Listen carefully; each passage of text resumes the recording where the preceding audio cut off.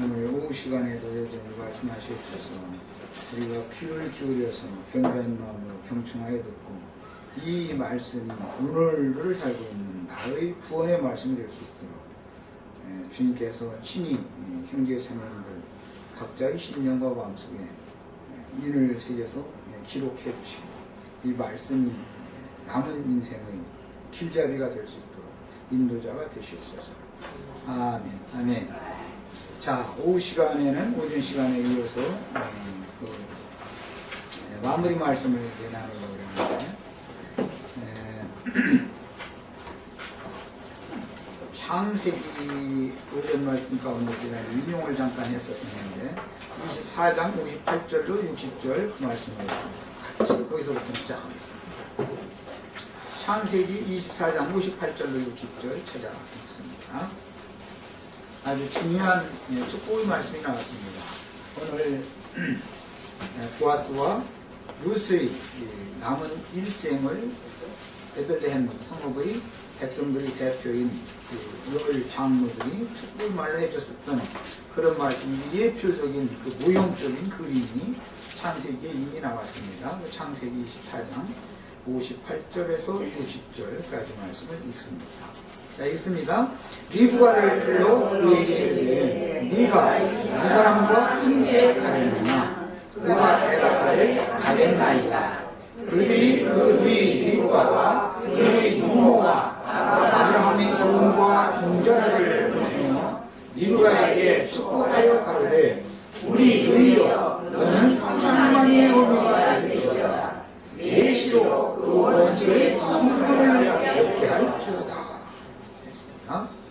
천만인의 어미는 사례가 사라가 될 때 열국의 어미가 된다라는 뜻입니다. 근데 이제 그 대를 이은 사람이 사라의 다음 대가 당연히 리브가니까 당연히 그 시어머니의 축복이 그 자부에게 이렇게 옮겨지는 그런 예언적인 축복 말씀입니다.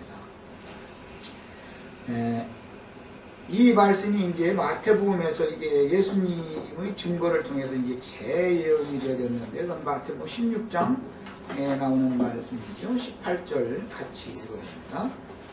마태복음 16장 18절. 오전 시간에는 제가 이제 대략적인 걸 말씀드리면서 신앙생활과 그 복음이 전파된 그런 모든 경륜적인 경영들에 대해서 마음을 열어주는 그 역사를 보는 관점을 이렇게 열느라고 여러 가지를 두서없이 얘기를 했었고, 이제 오후 시간에 이제 거기에 대한 증거의 확증을 지금 하는 겁니다. 길릴 증거가 있어야 되는 거니까. 16장 18절 읽습니다. 또 내가 네게 이르노니 너는 이르라. 내가 이 반석 위에 내 고배를 세우리니 음부의 권세가 이기지 못하리라. 내가 천금 열쇠를 네게 주이니 네가 땅에서 무엇이든지 내면 하늘에서도 내일 것이요 네가 땅에서 무엇이든지 풀면 하늘에서도 풀리리라 하시고, 이에 제자들을 경계하사 자기가 그리스도의 것을 아무에게도 이르지 말라 하시니라. 그랬습니다. 지금 베드로가 본 그리스도, 그분 이 반석 위에 주님의 교회를 세우는 이야기를 하고 있습니다. 그러니까 이것은 보아스의 아내가 되어져서 그 집을 라헬과 레아와 같이 그 집을 세우기를 원하노라 이제 그 축복을 해줬는데, 이것은 사실은 이삭의 집을 세우러 들어가는 리브가에게 그 가족들이 떠나보내면서 축복한 내용이 자꾸 성경에서 비밀이 이렇게 예언적으로 흘려서 오늘 신학에 와서는 예수님께서 주님의 교회를 반석 위에 세우는 이야기를 하시면서 특히 18절에 이 반석 위에 내 교회를 세우리니 음부의 권세가 이기지 못하리라 해서 그 권세에 보면 일 아라비아 숫자가 있고 바나주에 보면 뭐라고 되어 있죠? 대문, 성문이라는 사라고 사로 되어 있어요? 사로 되어 있는 책도 있는 거예요. 그게 성문이라고 되어 있죠? 다른 어떤 데는 대문이라고도 나눠죠. 그렇게 되어 있을 거예요. 구약성경에 리브가에 대해 축복한 말씀에 원수의 네 씨로 원수의 성문을 얻게 할지어다. 그 성문이라는 말이 신약에 와서는 권세죠. 권세로 번역이 됐죠. 자, 다시 말씀드립니다. 리브가의 가족들이 리브가가 출가를 할 때 아브라함의 종인 엘리에셀과 그 종자들을 이제 따라서 친종을 떠나서 시댁으로 가는 거예요. 그런데 축복의 말을 해주죠. 이에 연유해서 오늘 룻기 4장에 그 베들레헴 성문에 앉은 백성들의 대표자들인 10 장로들이 보아스의 집에 들어가는 룻을 축복한 내용이 라헬과 레아가 이스라엘 집을 세운 것처럼 보아스의 집에 들어가서 그 집을 세우기를 바란다는 축복을 했습니다. 그것은 어떤 앞에서 어떤 이제 그 예표가 있었기 때문에 그것을 실현하는 거예요. 구약시대의 이런 예언적인 모든 축복의 말씀들은 신약시대에 예수 그리스도의 몸된 교회를 세우는 것에 대한 예표요, 모형이요, 그림자였다. 이것을 알고 계셔야 되겠고, 구약성경에 성문을 얻으라, 네 원수의 성문을 얻는다. 성문이라는 그 용어가 히브리어로는 성문이 스와르라는 그런 단어인데, 이 단어는 헬라어로는 필레라고 이제 그 신약성경 여기에서는 음부의 권세, 이 권세라고 번역이 됐지만 이 필레라는 헬라어 용어는 구약의 용어로는 스와르라고 하는 용어 같은 의미로서 문, 성문, 그 다음에 문 안의 뜰 또는 성곽의 누각, 성 중에 이제 여러 가지 문맥에 따라서 번역을 그렇게 하는 용어입니다.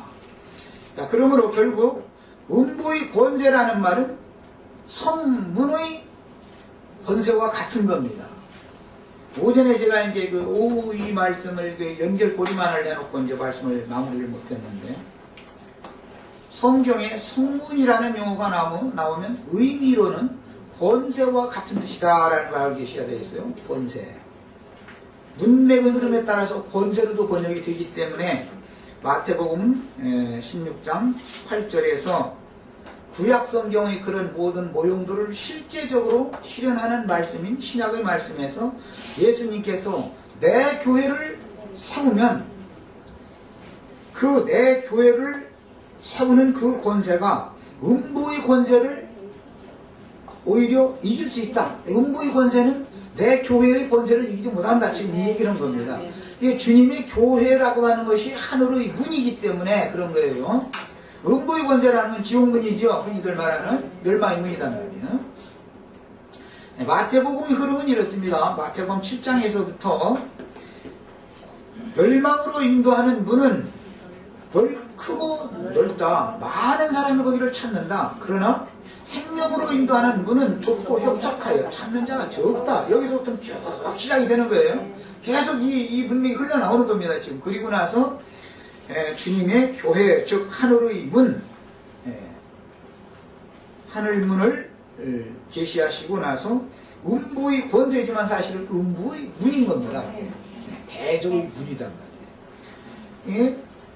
리브가가 결혼을 해가지고 이삭과 혼인을 해서 쌍태를 낳는데 두 번째 아들은 야곱이죠. 야곱은 하는 일이 뭐냐면 음부의 문을 얻는 거예요. 대적의 성문을 얻는 거예요. 그러면 대적의 성문이라고 하는 것과 오전 시간에 제가 이제 성경의 문은 거룩한 성 새 예루살렘의 문이 있고 큰 성 바벨론의 문이 있다. 두 문 이야기를 했어요. 큰 성의 문이라는 것은 마귀를 말하는 겁니다. 거룩한 성 새 예루살렘의 문은 예수님이에요. 그러면 큰 성의 문이 있으면, 마귀가 있으면 마귀는 큰 성의 문이단 말이에요. 마귀는 늘 입을 벌리고 있어요. 그래가지고 모든